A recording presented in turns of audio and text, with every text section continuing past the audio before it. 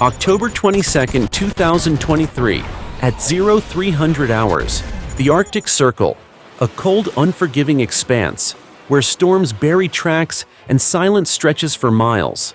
But in that silence, shadows move. In a U.S. operations center, the stillness breaks. A faint echo appears on radar, then multiplies. Bearings, speeds, vectors. No transponders. The room sharpens into focus. The Arctic is being probed, and tonight the probe is Russian. A command cuts the silence. Scramble interceptors. Within minutes, U.S. Air Force pilots sprint toward their jets. Engines ignite with thunder. Metal wings slice the night. These aren't just machines taking flight. They are the airborne edge of American power. The fighters rise, afterburners painting the sky in fire. Their climb is relentless, purposeful. In the Arctic, seconds count, and America wastes none. Far out over the icy waters, radar returns sharpen into certainty. Russian bombers, heavy silhouettes pushing toward U.S. airspace. They carry history on their wings, echoes of the Cold War. But this isn't history. This is now. The Russians fly deliberate, testing boundaries, measuring response. But they are not unopposed. U.S. fighters lock onto them, closing fast, guided by satellites, ground radar, and the watchful eyes of command. Inside the cockpit, American pilots steady their breathing, calm, focused. Trained for this moment 1,000 times. Weapon systems glow green.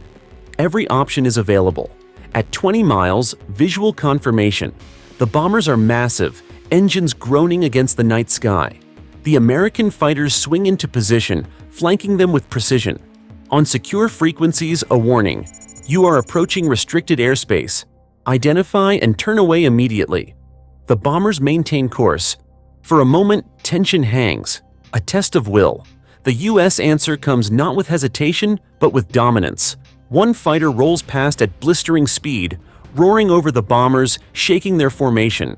The message is unmistakable. This sky is guarded. Back in the operations center, every move is tracked. Analysts calculate altitudes, headings, fuel loads. Leaders weigh every possible response. The Russians know this. They know they are not just facing two fighters, but the entire layered power of the United States.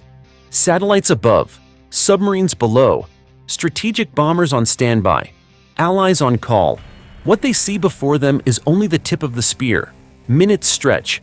The bombers edge closer, probing the invisible line of sovereignty. American jets mirror every move. The standoff is silent, but the language is clear. Cross this line and the response will be swift, overwhelming, final. The tension breaks. Slowly, deliberately, the Russian bombers adjust course. Their wings tilt back toward international airspace. The test is over. U.S. fighters stay with them, shadowing every mile until the threat is gone. Then, and only then, they peel away, banking back toward home. Mission complete. No shots fired. No missiles launched. But victory is measured differently here. Deterrence is its own weapon. This was not about destruction. It was about control. And control belongs to the United States. Every sortie, every intercept, every silent confrontation over the Arctic reinforces the same truth. America owns the initiative. Others may challenge, others may test, but they do not prevail. As dawn breaks over the northern sky, the bombers are gone, but the message lingers. The Arctic will always be a frontier of tension, where power meets patience and resolve meets shadow.